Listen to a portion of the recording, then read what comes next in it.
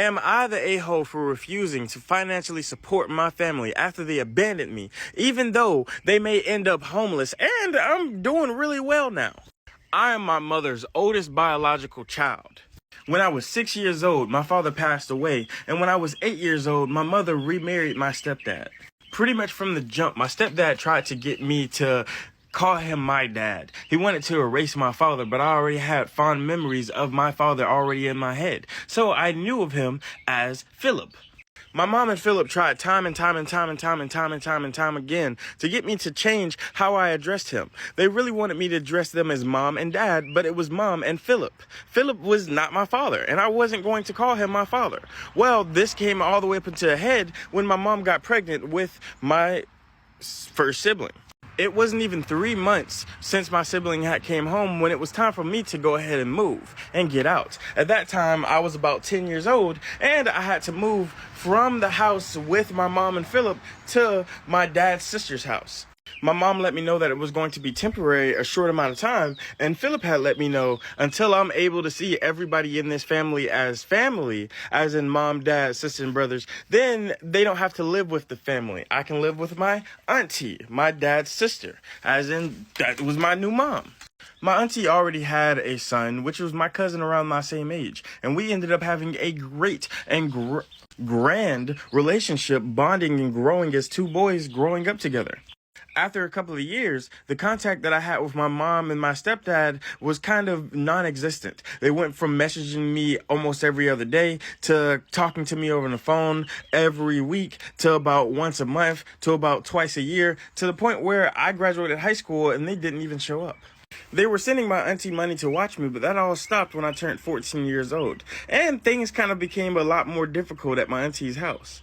We were not able to get the foods that we were eating before, the snacks that we were eating before, and we had to legit bring back and hold back a lot of the things that we were doing. My auntie and my cousin never made any type of quarrel against it, never made any type of rude gesture, mean statement, or any of a your fault. They just went through it with me. So we ended up working together to start working on different companies and things that we could do around the house to make more money to bring in for my auntie. I extremely rarely saw my mom. I think I saw her around 4 or 5 times between the ages of 15 and 22. There was multiple times of me asking to go over, asking to visit, asking to be with my siblings, because at this point they had had their second child. And every single instance was met with a no, no, no, because I would not address Philip as my dad. So what happened next really changed how they looked at the whole world, because I had to call them and ask them for $35. I needed it to go on a school field trip. And when I called, pretty much my mom said, okay, well, let me give Philip the phone.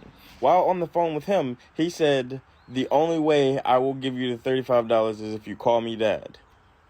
And at that time, I broke down and I said, Dad, can you please give me the $35? And he said, wow, was it that hard? No, you can't have it. What was the point of me? Well, if you could break that easily, I wouldn't want a son with this bad of morals. And then they hung up the phone. At that point, I didn't know what to do. I didn't know how to tell my auntie. I just lied and said I had got the money, and then I thought inside of my head, I will never talk to these people again. I used to always try to call to talk to my siblings every single day, pretty much to see what was going on with their life. But as I would call and learn more and more and more, it became more frustrating. There were so many things that I couldn't do, that I couldn't see, that I couldn't go, so many field trips that I couldn't go on or do, and these other individuals were able to do that because they have a family that loves them. And the only reason I don't have that was because there was a man that wanted me to call him daddy, or my father wasn't there and he just didn't love me. And even when I did do exactly what he wanted, he still just used it against me. I was stuck. Around this time, this is where mine and my cousin's business really started to take off. What we started to do was wash cars inside of our general area. Luckily, there was a lot of trees that had a lot of pollen, so cars needed to be washed very frequently. With the money that we was making from washing the cars, we ended up getting a power washer, and we added that on to the car washing business. So we would power wash the people's yards and then wash their cars afterwards. Then we got into landscaping. Not really a lot of deep landscaping, landscaping, we got a weed eater, and we started to do just the corners of people's lawns. With that and mowing, it made our neighborhood look so much better, which made the HOA actually pick us up as official lawnmowers inside of the next neighborhood. Not the neighborhood we lived in, but the neighborhood next to ours. When people started to see that their lawns were getting picked up and picked up and picked up, our business ended up taking off, and we were able to hire an employee. This has all been 7 years in the making, but now I could say we're doing really, really good. I was able to move my auntie inside of a whole new living area. Me and my cousins live great and lavishly. We had just went on vacation, and that is where my mom had found out how good we were doing.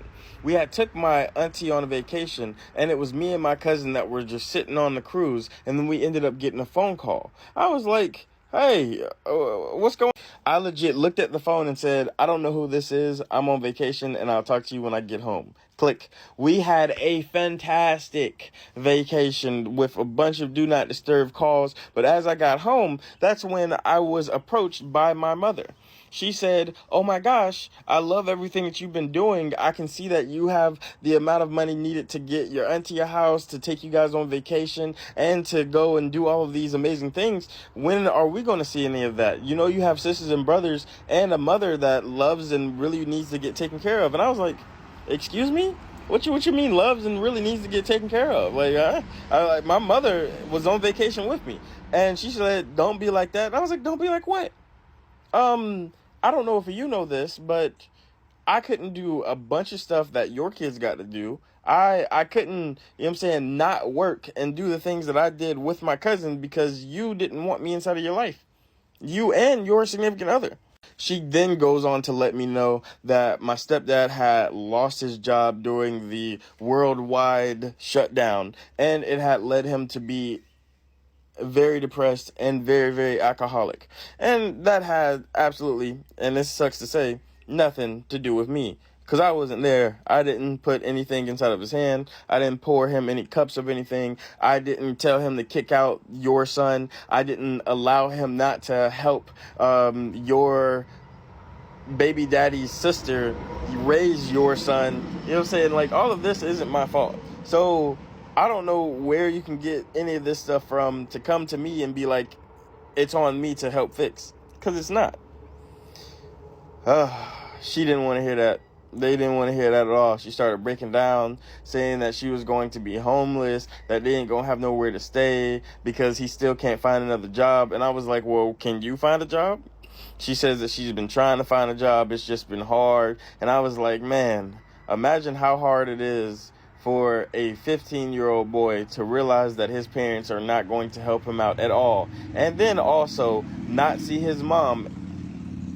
And the ninth time that he sees his mom from 15 to 22 is her begging for some money. I don't think this is the best thing for me to do. And I walked away. Well, my cousin and my auntie are both saying that, yeah, it is harsh, but they're still blood. So I may do help them or should help them, but they're going to leave it alone because it's up to me. So would I be the a-hole if I just don't? Would I be the a-hole if I just leave it alone? Like, what do you think the best thing for me to do is? Because I honestly don't want to deal with them at all. What do you think?